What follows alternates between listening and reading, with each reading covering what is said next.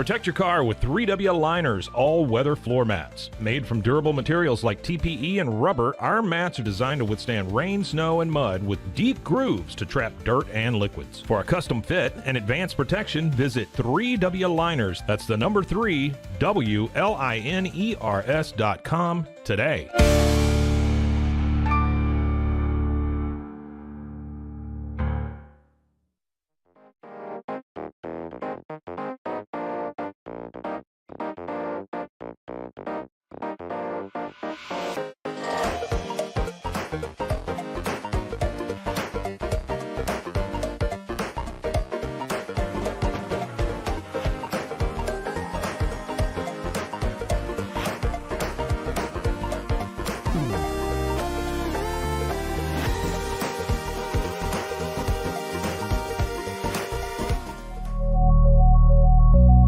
At Acasis, innovation drives us. Since 2008, we've been creating cutting-edge technology products that make your life easier. With a focus on performance, design, and customer service, we're here to help you work smarter, not harder. Join us on our journey to simplify your world. Visit Acasis.com today. That's ACASIS.com today.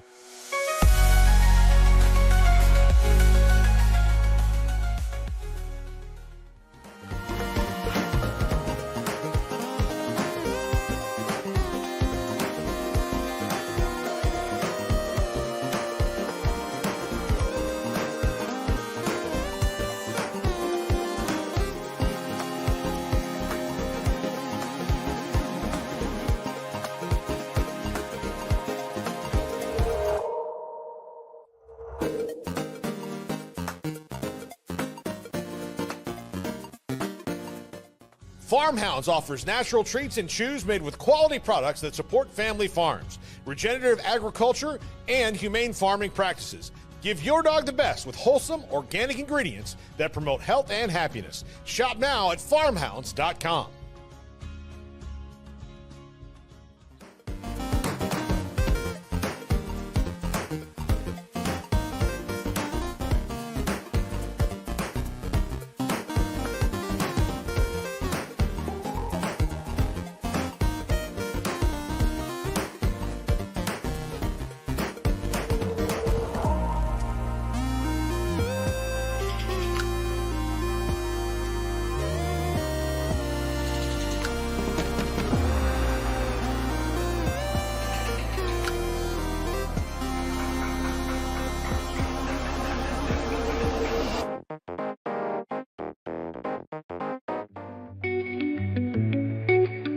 Unlock a world of convenience with Mully Box, your one-stop solution for personalized subscription boxes delivered right to your door. From gourmet snacks to unique finds, each box is tailored to your tastes. Experience the joy of surprises. Subscribe today at mullybox.com. That's MULLYBOX.com.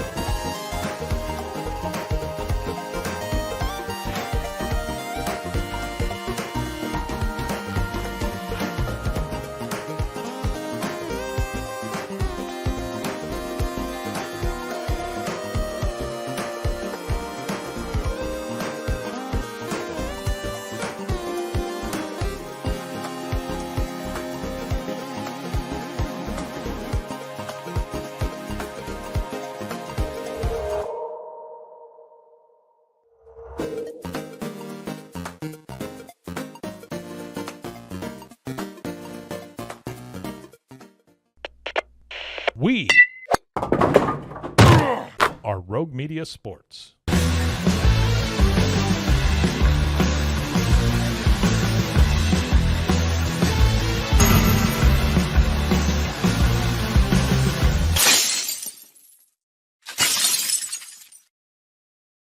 Hello and welcome to another episode of The Cam Show on Rogue Media Sports Network. I'm your host, Cam Stewart. Zach Burke keeps us on the air. We are live on YouTube just as we are every weekday, high noon Eastern time, and then wherever you get your podcasts. So check out the channel for all the Boston sports talk you can think of. Today, we are talking a lot of Patriots. The Patriots finally did it.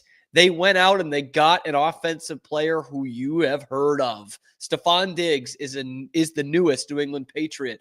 Why that might not be all sunshine and rainbows, but still a pretty good thing for the team. Also, there was maybe even a bigger move for the Patriots yesterday that they had no part of. Russell Wilson, now a New York Giant.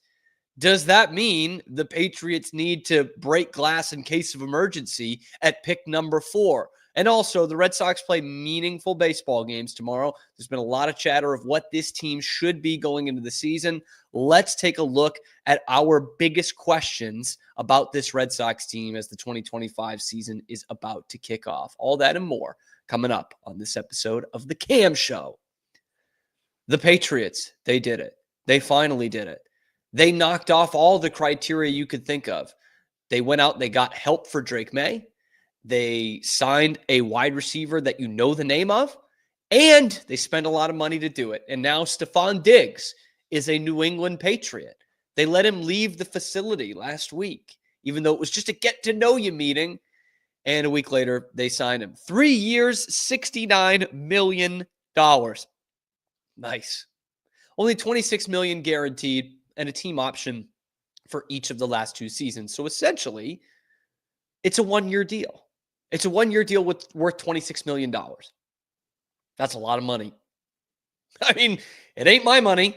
That ain't my money, but it's more money than I would have thought of for a 31-year-old Stefon Diggs coming off a major injury that might mean he's not even ready for week 1 of the regular season in 2025. So that's something we'll get to in a minute, but $26 million, that's what you would have paid for Stefon Diggs 4 years ago.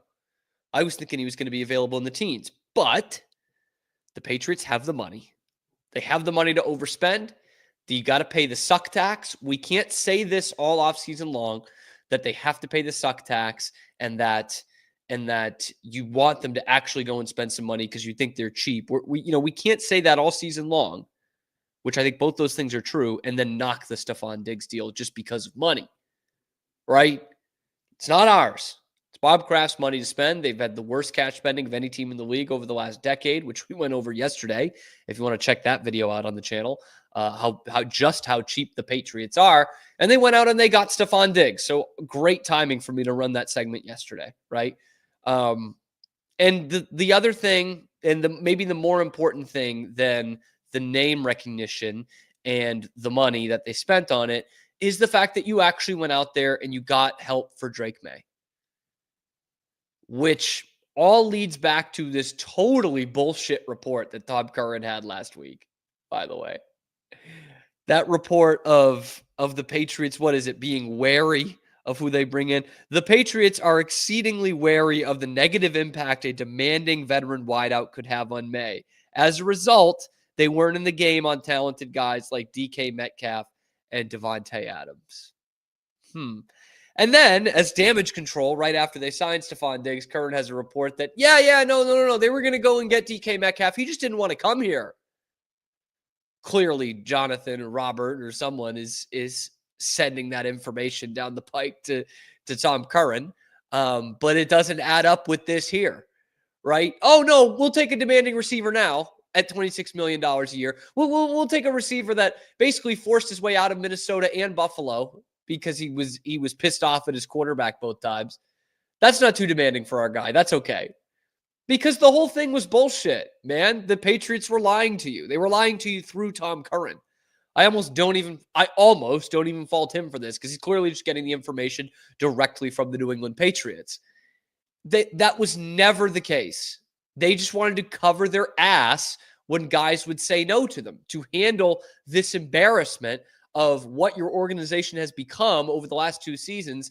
that even with a promising young quarterback and a qualified head coach, that most of the top name receivers in the league don't want to come here. Most of the top name free agents in the league, regardless of position, want to come to New England. And to be honest, I'm pretty surprised Stefon Diggs said yes. I don't think there was a huge market for him, but I do think there were some competitors that could have looked at a guy like Stefon Diggs, but not at $26 million. And that's the reason why Stefon Diggs is a New England Patriot. So don't buy into all the crap that you see the Patriots putting out there through their reporters. Clearly, that they're wary of bringing in a demanding guy. Like DK Metcalf, we can't bring him in. He's too demanding. We'll just bring in Stefon Diggs instead. DK Metcalf kind of asked out of one place. Stefon Diggs forced his way out of two. But God forbid we have anyone demanding on this team, right? Well, that's a claim that Phil Perry, who also works with Tom Curran, is trying to deflect. He says the people he's talked to in Houston say he's not that much of a problem, and he was okay being, the number 2 guy behind Nico Collins, that he's going to come in here and be an intense guy, a winning guy, culture guy, going to work his ass off, but he was okay being the number 2 guy behind Nico Collins. Guess what? He's not going to be number 2 in New England by default. They don't have anyone who can hold a candle to him, even when he's coming off an ACL injury at age 31. He's the de facto number 1 guy. He's the brainiac who gets kicked out of the prep school and goes to Rockland High and becomes the valedictorian. That's what he is right now. Again, he's the best option they got, but, it's not like this is your Stefon Diggs of 4 seasons ago. He's not that. So that's why I ask, how much does he help Drake Maye? Undeniably, the Patriots are better because that's how shit their wide receiver room was and still kind of is. And Stefon Diggs brings an extra energy to that, both on and probably off the field as well, from what everyone's talking about with his leadership, with his work ethic, his intensity. That is clearly something that the Patriots wide receiver room needs. They need a kick in the ass. They need a pros pro in there because it doesn't sound like Kendrick Bourne is that. And definitely Kayshon Boutte and Javon Baker and Jalen Polk are not that. And Pop Douglas is not that. So maybe this is the guy that they need. He hasn't been to a Super Bowl, but he's played in playoff games. He's been a part of good teams with good cultures, even though he's not contributed to it some of the time, right? He's seen good cultures around him in Buffalo and Minnesota and Houston with his 1 year with the Texans this past year. But that is something that the Patriots desperately need, and he is a step above what they have right now. Now, he played half his snaps in the slot last year, not his normal position, so you're not exactly getting the vertical threat that I think a lot of Patriots fans were hoping for. But those guys, they don't grow on trees here. The other big question, of course, is when is he going to play? He blew out his knee at age 30. He's now 31. But age 30 in October. At best, at the very best, he can be available for you in training camp. That is like a freakish Wes Welker 9-month ACL recovery. It does not usually happen like that, especially at this age. In fact, if you want to look at a guy who's on your team right now, who most recently tore his ACL at that position at a similar age, Kendrick Bourne blew out his ACL in October of 2023, and he was next on the field in an NFL game in October of 2024. So there's a very realistic opportunity that Stefon Diggs is not on the field for you till the second month of the year, 6 or 8 weeks into the season. So this can't be your only fix here if you're the Patriots, but undoubtedly you got better. And I'm hoping this wasn't a team that caved to the demand for having a number one receiver that we've heard of, whether he's a number one receiver now or not, but someone that we, the fan base, has heard of. I hope that's not the case. But I do have the question of how much negotiating did it take? because they met with him last week and they let him leave the facility last week. And a week later, he's just now getting signed on Tuesday night. So were they looking for someone else that went off the board? Were they trying to work something else that went off the board? Were they trying to get him for a lot less money and they needed to outbid someone or someone that was made up? That's what I'm concerned about with this. But again, it's not my money. And you did make your football team better. And you did get a veteran receiver who is demanding, but should be a help for Drake Maye. And you've made that move on the offensive side that you hadn't really done. You know, Mac Hollins and Stefon Diggs, that's nice. You know, you're trying to do a little 2023 Buffalo Bills thing. It's fine. I get that. Stefon worked with McDaniels' brother in Houston. He was the wide receivers coach in Houston. Obviously, Mac Hollins had his best year of his career under Josh McDaniels in Vegas. So maybe there's a little something there. But the Patriots went out and nailed those three things that we as fans were looking for. Let's hope it works. But they got those three things. Help for Drake Maye, a receiver that we've heard of, that we know can be a top-tier receiver when he's at his best. And they spend a lot of money to do it. So let me know what you guys think about this move. Let me know in the comments below. Is this the move that you were hoping for the Patriots? Let me know in the comments. Be sure to like and subscribe. We're live at high noon Eastern time every weekday. And then wherever you get your podcasts, we're talking nothing but Boston sports. We've got videos all over the channel. You can subscribe on the screen here, and we will continue to roll every weekday. I'm Cam Stewart. Zach Burke keeps us on the air. The Cam Show is rolling on. We're not throwing it to commercial just yet. In fact, I realize that we have an expert in the building here. I'd like to bring Zach into the fold. Usually I bury him in his cage until the end of the third segment. But now, as we open the show, I'd like to bring Zach here because Zach is a Texans fan. He has seen the best of Stefon Diggs, eight weeks of Stefon Diggs. But let's be honest, Zach, is that the Texans, while not as bad as the Patriots, were in a similar situation in terms of bringing Stefon Diggs in. There was, I guess they knew what they had in guys like Nico Collins and Tank Dell, so he wasn't going to come in to be the number one guy. But hey, veteran receiver who's going to help out this room and help out our young quarterback, a guy who's forced his way out of a couple of teams, but let's see what he can do here. I looked at the time. Sorry, I cut off your question. Go ahead. Just bring it down a little bit. Oh, am I, Scotty? You mind bringing me down just a little bit? Sorry. Pretty hot. Yeah. There. Is that better? No. Yes. Okay. And you were on the right track. Just give me your thoughts. Okay. So, I looked at when they brought it in, and I remember talking to a lot of people about this who brought that up a lot of like, man, Stefon Diggs, good luck with that locker room. He's going to be a cancer. Like that was the thing you kept hearing because of how he played himself out for other teams. But the Stefon Diggs that I saw for the limited amount of time that I saw it as a Texans fan was somebody that I did feel very much the same way that I saw out of a similar guy, and I think a similar mentality of people kind of thought maybe, in Joe Mixon, of guys that actually fully bought into this role. And they felt like they were good team players. Like during preseason and during training camp, he was saying all the right things. Even during like the games that he was playing when he wasn't the, main receiving option, like it sounded like he was accepting that role, and he was kind of cool. Like you talked about being behind Nico and being that veteran guy to kind of, build the others up.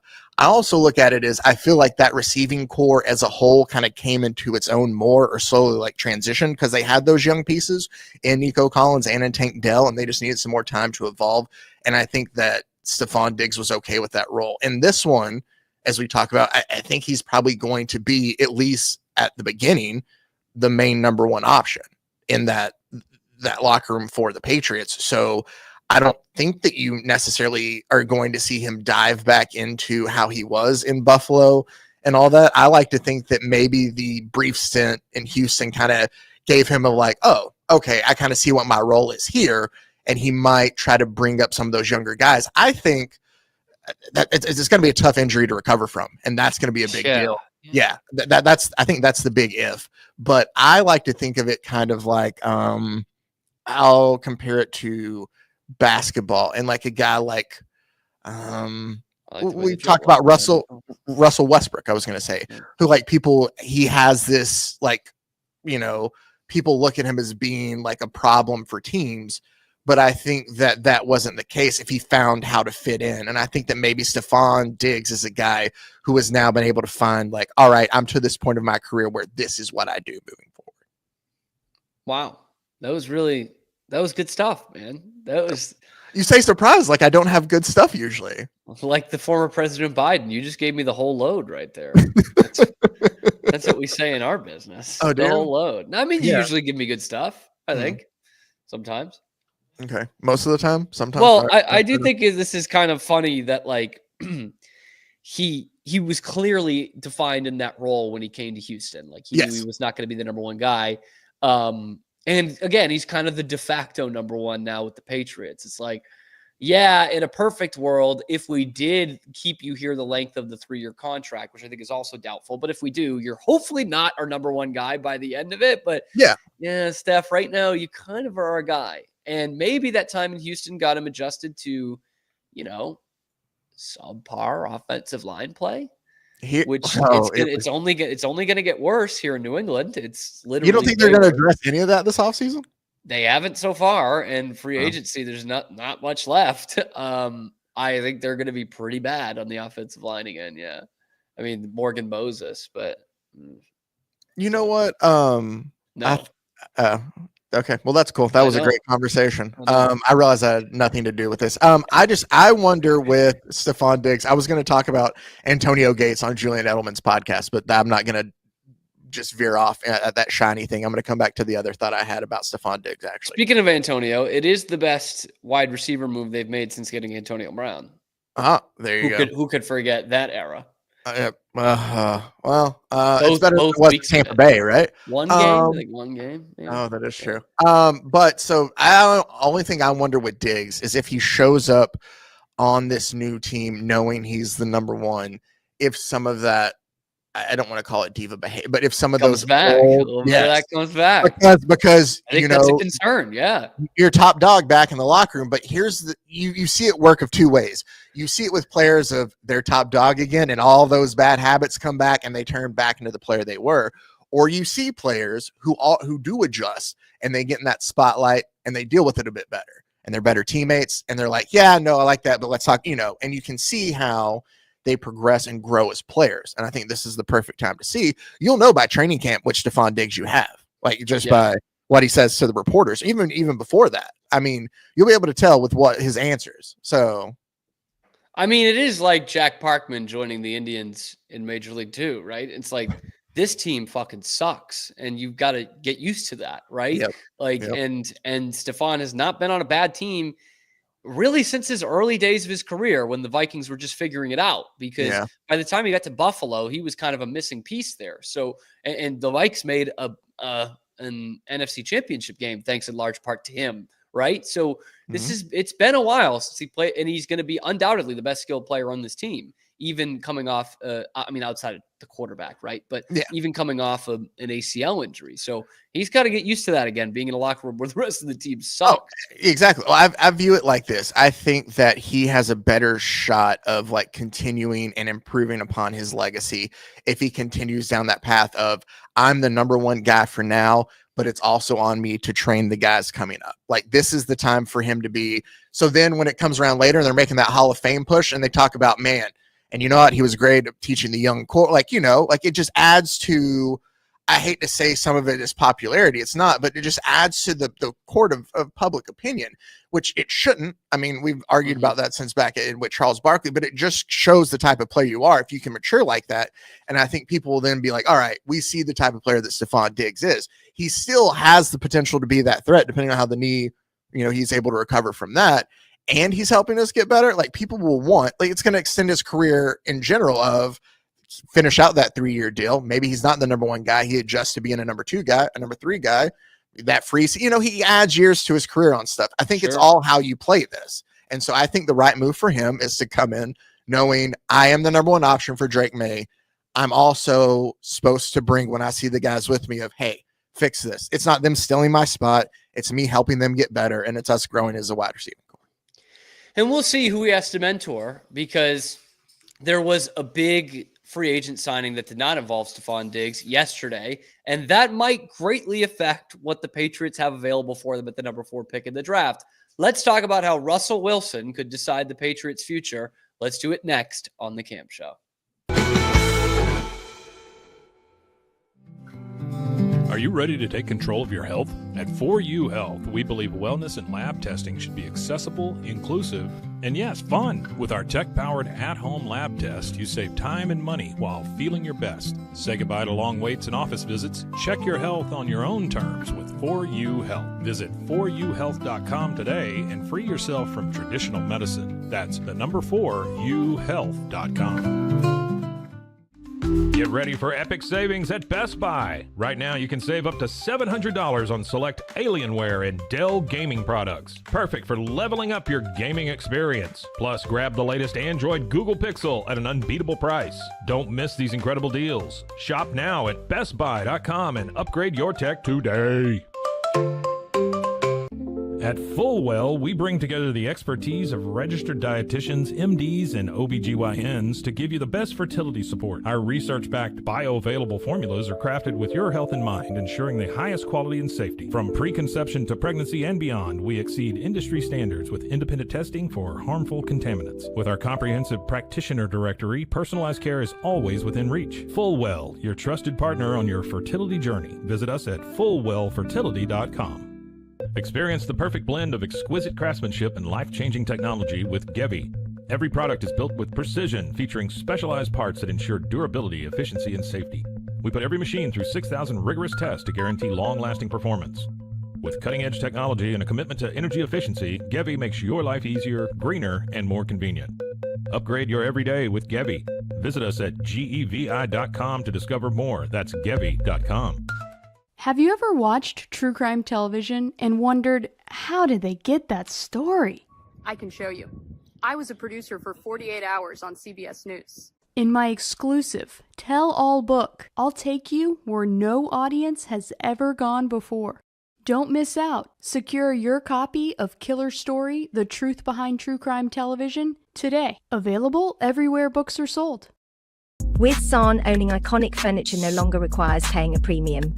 We use the finest materials like Italian top-grain leather, known for its durability and luxurious feel, and apply meticulous attention to detail in every piece we create. Our replicas are crafted with the same care and precision as the originals, but at a price that makes them accessible. With over 15,000 satisfied customers worldwide, we've proven that high-quality furniture doesn't have to come with a high price tag. Explore our collection today at san.com. At Covers & All, we've revolutionized protective solutions with cutting-edge, customizable covers, tarps, and curtains. Using advanced tech fabrics that are 100% waterproof, UV tear, and abrasion-resistant, we ensure lasting durability with hand-sewn double-stitch seams. Our commitment to quality, precision engineering, and customizable options is unmatched. With vertically integrated operations and express shipping, we deliver premier protection at affordable prices. Visit coversandall.com today for the perfect fit, guaranteed to last. We haven't been looking for you. Wake up. Hellhound Country, available anywhere you get your podcasts. Protect your online privacy with NordVPN. Browse securely, access content from anywhere, and keep your data safe with military-grade encryption. Whether at home or on the go, NordVPN ensures your digital freedom. Stay secure. Download NordVPN today at nordvpn.com. That's NORDVPN.com.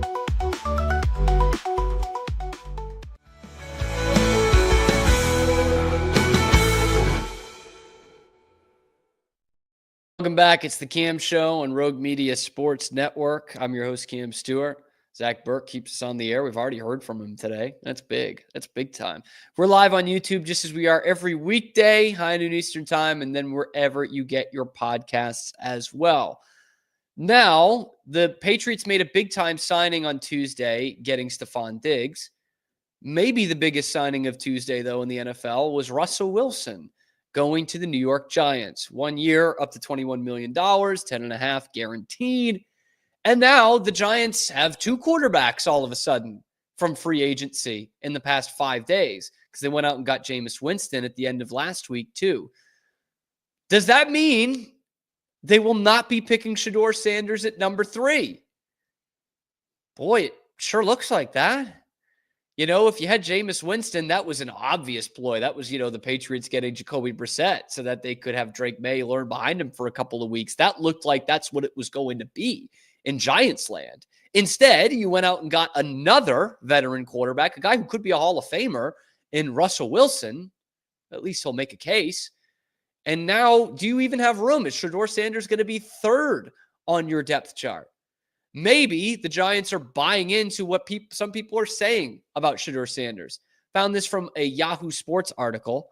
One AFC talent evaluator said to Yahoo on Monday about Shedeur Sanders, quote, "I think he's just physically maxed out. Where he's at, that's all he's ever going to be. If you look at his body, he's as big as he's going to be. He's as fast as he's going to be. I just don't see how much better he can get. He's already good at the technique and he's got poise. He can throw it pretty well. I don't think sitting him does anything. That's the big part of it. I don't think him learning under someone like Russell Wilson, basically what he's saying, is going to do anything for Shedeur or for team. So now if you're the Giants, are you going to use the number 3 pick on who's going to be a 3rd-string quarterback, at least for a couple of weeks? That becomes an intriguing question because I think with a lot of other quarterback prospects, again, look at someone like Drake Maye last year. That was an easy one for the Patriots and their fans to say, yeah, this kid's talent's off the charts. It's raw as hell. So if you want him to be behind, the placeholder quarterback for a couple of weeks, that's fine. We're going to suck anyway, right? Like that's sure. Let's do that.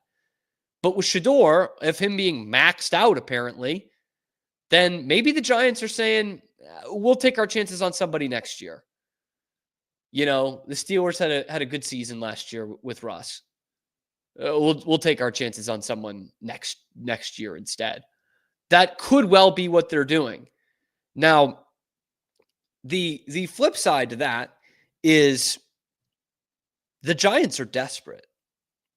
Okay? And their coach is desperate. Brian Daboll is desperate to keep his job. So while all those other things could point to, on surface level, pretty obvious, the Giants are not going to take Shedeur Sanders at number 3 in the draft, and maybe they'll take a waiver on a quarterback later. But the flip side of it is they're getting pretty fed up, and you've got a coach coaching for his job who probably shouldn't even be in that seat anymore. And so what he can do is draft Shedeur Sanders, hype him up as the future of the franchise, and then it's a little bit tougher to fire him, because he's going to say, well, wait, I saw Shedeur Sanders. I sold you on Shedeur Sanders. Next year, we're going to have Shedeur. Judge me off that. Don't judge me off this. I'm getting you to the promised land. It's just going to be slow. That's what he can say. By that same token, we saw, the Bears coach get fired in the middle of last year through Caleb Williams' first season. So maybe there is a Ben Johnson or someone who they know is going to become available, and they're not going to buy that line from Brian Daboll.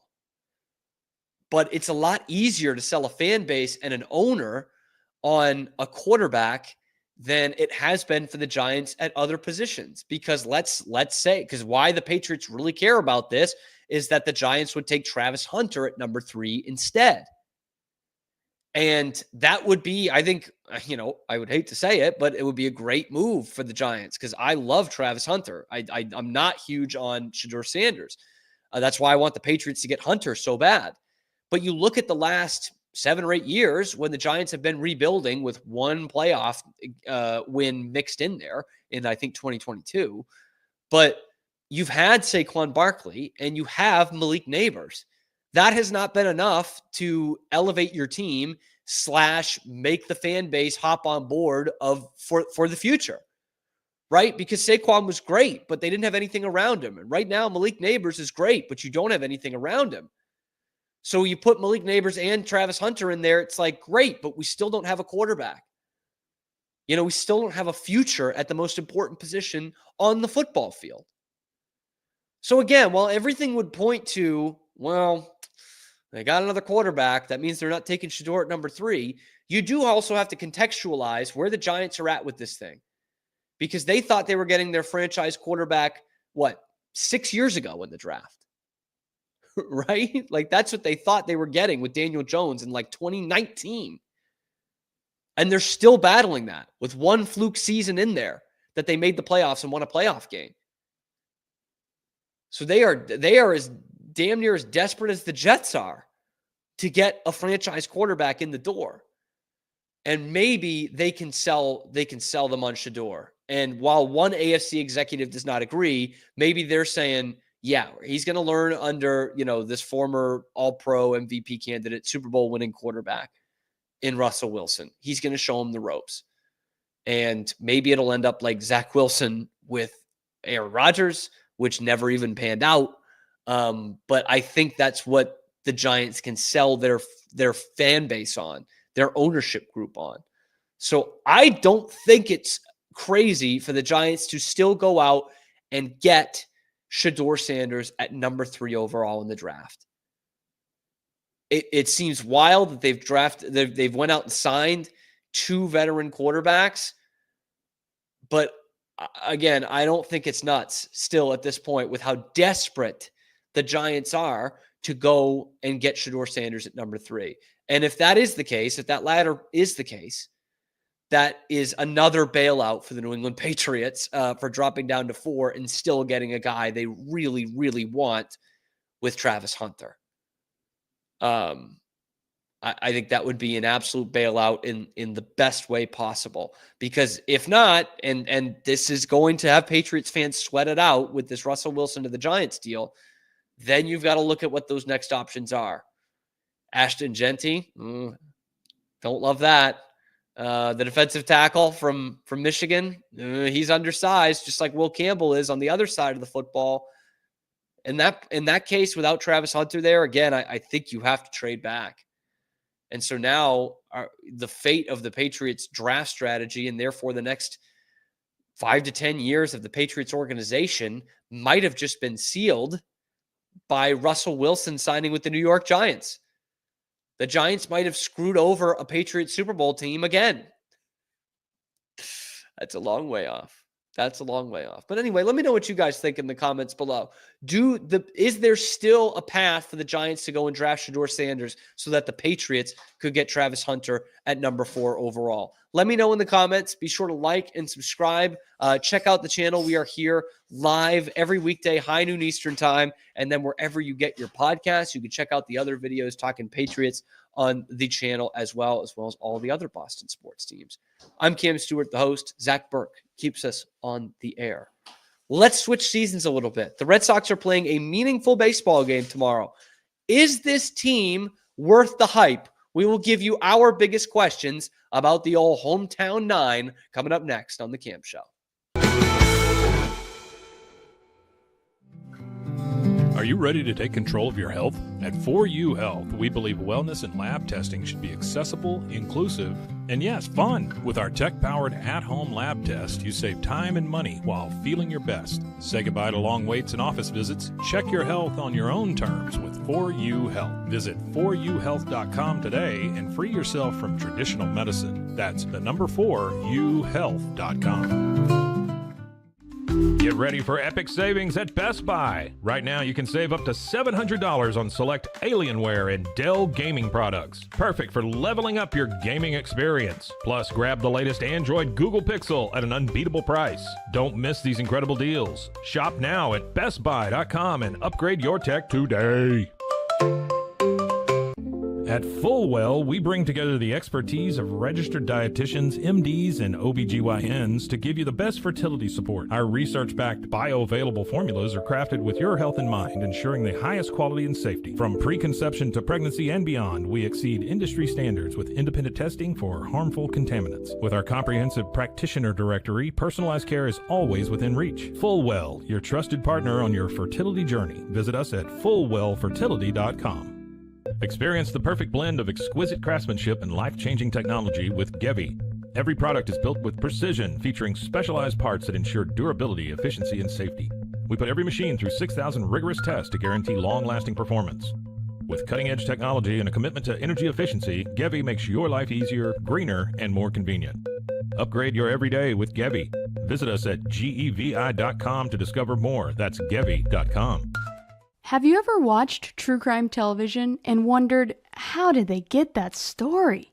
I can show you.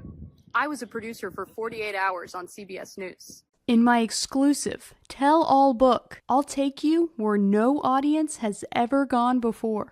Don't miss out. Secure your copy of Killer Story: The Truth Behind True Crime Television today. Available everywhere books are sold. With Son, owning iconic furniture no longer requires paying a premium.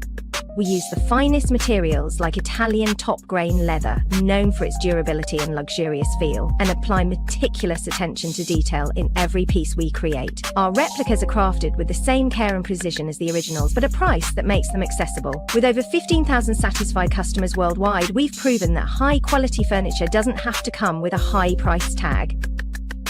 Explore our collection today at san.com. At Covers and All, we've revolutionized protective solutions with cutting-edge, customizable covers, tarps, and curtains. Using advanced tech fabrics that are 100% waterproof, UV tear, and abrasion resistant, we ensure lasting durability with hand-sewn double-stitch seams. Our commitment to quality, precision engineering, and customizable options is unmatched. With vertically integrated operations and express shipping, we deliver premier protection at affordable prices.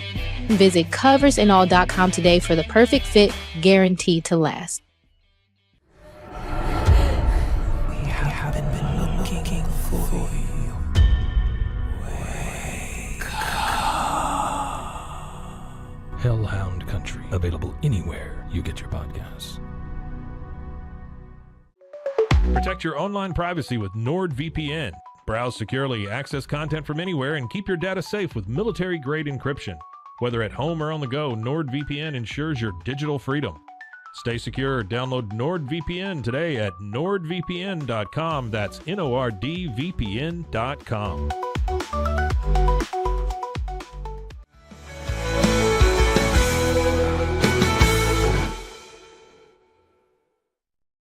Howdy, we're back on the Cam Show, Rogue Media Sports Network, live on YouTube, just like we do at noon Eastern time every day, and then wherever you get your podcasts. I'm Cam Stewart. Zach Burke keeps us on the air. We talk Boston sports just as much as we damn well please. Okay?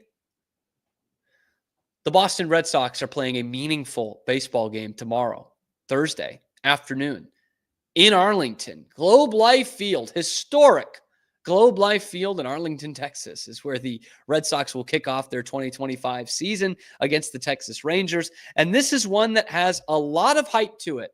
The more hype we've had around a Red Sox team, most hype we've had around a Red Sox team in a while here.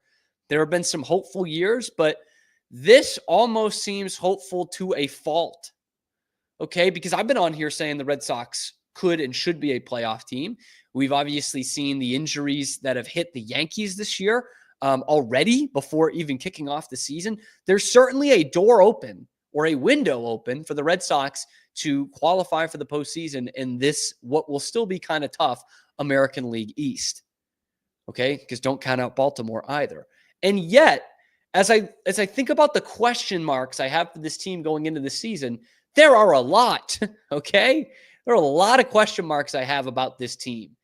There's a lot of Red Sox fans and analysts, myself included in one of those pools, that are ready to crown the Red Sox as a playoff team because all of these guys that we're talking about are going to have best case scenario. So that's why I wanted to ask my 4 biggest questions about the Red Sox going into this 2025 season, because 5 questions would be far too even or odd.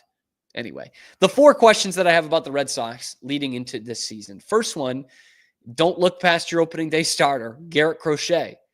He's the first guy I think of when I think of the copium/hopium that Red Sox fans have going into this year, myself included. Garrett Crochet is a top-of-the-line starter, top-of-the-rotation guy. His stuff is nasty. He's looked great in spring training. He looks like, another kind of Chris Sale type that you can put at the top of your rotation. Now, Chris Sale had this issue with the Red Sox. Garrett Crochet has already had this issue to start his career, is how much are you going to get out of him? He threw 146 innings last year. It's the only time he's been over 100 innings in his career. He's already had Tommy John, which, I mean, just about every young pitcher has had at this point, right? Like, that's just kind of what it is in Major League Baseball in 2025. But what does that next step look like for him on a contending team? He's only played for bad teams in MLB. In Chicago, he played for the worst team in history last year. Can he get that natural progression of something like 170 innings? And if that is the case, can he be durable enough for the postseason? Because we saw, again, using the Chris Sale comparison, as great as he was, he couldn't pitch a full season. And he was always out of gas by the time the playoffs rolled around. Is that what you're going to run into with Garrett Crochet here? How can you manage him throughout the season? Because if you get the high end of Garrett Crochet, yes, you should be a playoff team. You'll look damn good, right? But we still need to see this guy be an ace for a contending team, a playoff-bound team. And I think it's wise for the Red Sox to see if they have that before they extend him, because I know a lot of fans are up in arms about that they haven't extended him before opening day. I'm okay with if you're the Red Sox, you're going to have to pay market value anyway. Why not wait till you can actually see that he does the job? And hopefully you don't piss him off too much. So that's my first question. Number two kind of goes with the number 2 starter as well, but it goes beyond that. We're looking at the 2 big all-stars for the Red Sox last year, Jarren Duran and Tanner Houck. Each were involved with a home run in the all-star game last year. But how do you get all-star caliber seasons out of those guys again? I think that's an important question. Jarren Duran, here's a guy who finished top 10 in the MVP voting last year. He had an excellent year kind of breaking out in 2025. He was a guy who had all these, triples. He was leading the league in triples for the season. I mean, you have 14 on the year, 21 homers, 75 RBI at the top of the rotation, or the top of the lineup, excuse me. Average dip towards the end of the year, but hitting at 285. OPS of 834 for your leadoff hitter. A WAR of almost 9. You going to get that again? God, I hope so. You could. But this is a guy who hadn't had anything near that in his major league career going into 2024. He also had 34 stolen bases, by the way. He's an excellent base runner. You hadn't seen anything like that from him before 2024. So that's a regular question. Is he going to produce something like that again? Can you count on him at the top of your order and what he gave you defensively and how improved he was defensively in 2024? That's half of question number 2, because the other is Tanner Houck. He was kind of your bulldog guy last year, right? He was your mainstay in the rotation. You kind of looked past the Brian Bayo issues because you like Tanner Houck so much, and he makes the all-star team. But then the second half of his season is weird. He hit his innings limit, his career high in innings, I should say, at the beginning of July. And that July, August, September was really up and down.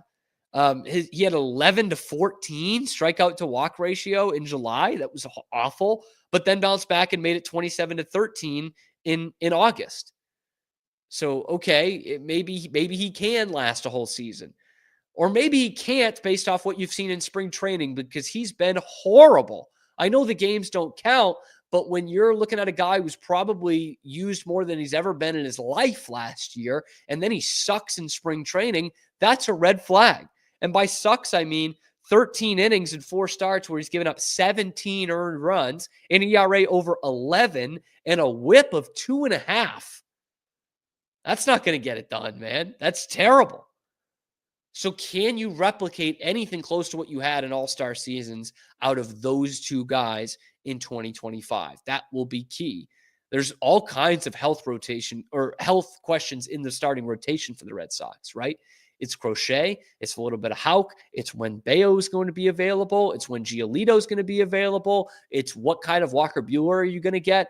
I said it about a month ago. Let's say your rotation has 6 or 7 guys. Let's throw in, the great story of Sean Newcomb, and, Richard Fitz is obviously in there to start the season. So those guys, if I'm giving you 7 starters at the beginning of the year, you're going to hope to get out of those guys 4 good starters. Okay. Like that's production-wise, that's what you're looking to get out of them. So there's all kinds of questions around the health in this rotation. But I wanted to go with questions past health, which is what we're going to do in question number 3. Masataka Yoshida.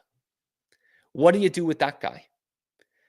Okay, they've kind of made up a faux injury here so they can send him down to Worcester to start the year in a rehab assignment, but he's got 20 days. 20 days in Worcester before they kind of need to do something. And where does he fit in now? Because if Devers is going to be DHing, that means you've got to put Yoshida in the outfield, which, to be quite honest, he doesn't really fit into already. And there's going to be a point in this year where you're going to want to call up Roman Anthony, and you don't want Masataka Yoshida blocking that. I wouldn't want him blocking that right now. I am notoriously kind of a Yoshida hater at this point. I don't see the value he brings you at the price tag that he is, especially with you're finally in kind of a good position roster-wise, where you don't have to solely rely on what Masataka Yoshida can bring you. 20 days. Are they going to DFA this guy? That's on the table. They can really DFA Masataka Yoshida by May. Or are they going to trade him? I would personally like a trade. I'd be interested to see what you can get for him. I thought he would have been a good dangle piece in a move for a starting pitcher, like a Crochet move. And that those rumors kind of fizzled out by the time the offseason came around. But I'm interested to see what you can get for him. He obviously, you're going to have to eat a good chunk of that contract, which is not good. So it might bring down the asking price. But I was thinking if you put him with someone like Wilyer Abreu, you could have brought it, or Tristan Casas, which is what they were talking about with a Seattle trade. That could have really helped you bring something good in return. But right now, Masataka Yoshida does not fit into this lineup. He does not fit into this team on the field or at the plate. So I just, maybe they'll get bailed out in a respect, and someone will get hurt in the first 3 weeks that they'll need to bring Yoshida back up, and they find a way for him to play 3 or 4 times a week. But the money you're paying him to play 3 or 4 times a week, that ain't working. And obviously the biggest question number 4, the question that most Red Sox fans have, is not the starting rotation, but the bullpen, mainly the closer role. Where are you going here? I am definitely of the belief that closers are a dime a dozen, and that you just kind of happen upon them every year, and you get guys who can do it for a year or two. They have gone out the last 2 years and gotten 2 guys with extensive closing experience. They went out and they got Liam Hendriks last year. They got Aroldis Chapman this year. Chapman is the guy to start the season, but is he your guy by the end of the season? Because the guy's 37. He's not the pitcher he was 3 or 4 years ago. The Rangers fans can tell you that. The Pirates fans can tell you that. The Yankees fans can tell you that. Right? He's the Royals fans too. He's been on 4 teams the last 3 years. And last year, he, again, at age 36 to 37, 14 saves in 68 appearances. His FIP skyrocketed. It's well over 3 now. And his strikeout to walk ratio is down to 2.5. I wasn't a huge fan of Chapman like 2 or 3 years ago, let alone age 37. And I think he's a bad guy. Liam Hendriks, good guy, not very good at throwing the baseball anymore. Liam Hendriks from Perth, Australia. It wasn't that bad. He stunk in spring training. When you finally got to look at Liam Hendriks, 9.95 spring training ERA in only 6 innings. Okay? And he's putting more than 2 guys on base in each of those innings. But he did get a save in spring training. So is he going to be able to help you at all at age 36? 36 and 37-year-olds out there trying to stabilize this bullpen. I'll tell you the guy who probably should be getting more of a look at closer. A guy who has been their closer in the past. A guy they stuck in the starting rotation because he had a couple different pitches, even though he continued to struggle as a starter and was very effective in multiple roles in the bullpen. Garrett Whitlock. He seems to finally be healthy again, and they've been putting him in the bullpen in spring training, and he's the only guy that's been really effective in spring training. And again, take those with a grain of salt, however you will. They're practice games. But with how bad Liam Hendricks and Liam Hendricks and guys like Tanner Houck were, it's refreshing to see Garrett Whitlock having 11 strikeouts in 5 2/3 innings. 2 strikeouts an inning kind of guy, the way he was in 2021. Like, he was such a valuable asset for you out of the bullpen in 21. He was a huge reason you made the playoffs, the last time you made the playoffs. I'm not ready to just say, nah, Garrett Whitlock, 7th inning guy. I'm okay with Garrett Whitlock getting a shot at the closer role. And if those things go right, if 3 of those 4 things go right in those 4 questions, you had a stable bullpen, and, you know, Tanner Houck and Jarren Duran are all-star kind of players, and Garrett Crochet is the ace of the rotation, then yeah, this team is a playoff team. I expect Bregman to take a step up. I expect Casas to be more healthy, even though he's got something going on with the hand right now with that ground ball in Monterey. But this should be a playoff team. But you do need a lot of these question marks to go become exclamation points for that to happen. Let me know what you think in the comments below. What is your biggest question about this 2025 Red Sox team, and how far do you expect them to go? Let me know in the comments. Be sure to like and subscribe. Like the video, subscribe to the channel. We are here live every weekday, high noon Eastern time on YouTube, and then wherever you get your podcast.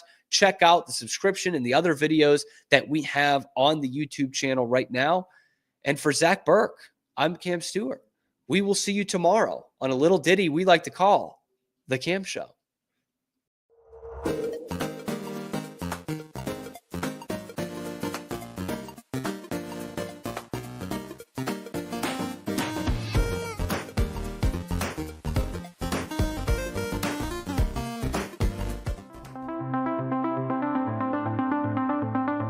Transform your workspace with Hanomi Ergonomics. From adjustable chairs to standing desks, we provide solutions for comfort and productivity, whether at home or in the office. Improve your posture, reduce strain, and work smarter. Visit us at hanomi.co today. That's HINOMI.co today.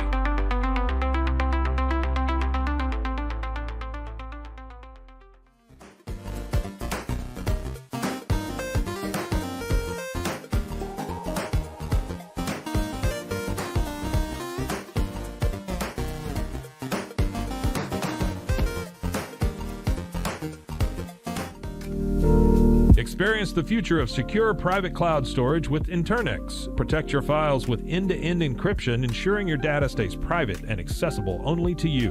Enjoy seamless, fast storage without compromising security. Visit Internex.com today and take control of your digital life. That's INTERNXT.com today.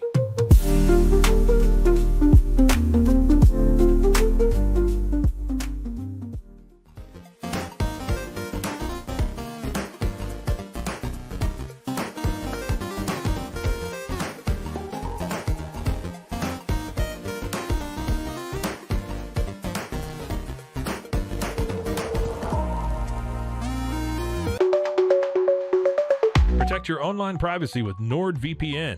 Browse securely, access content from anywhere, and keep your data safe with military-grade encryption. Whether at home or on the go, NordVPN ensures your digital freedom. Stay secure. Download NordVPN today at nordvpn.com. That's NORDVPN.com.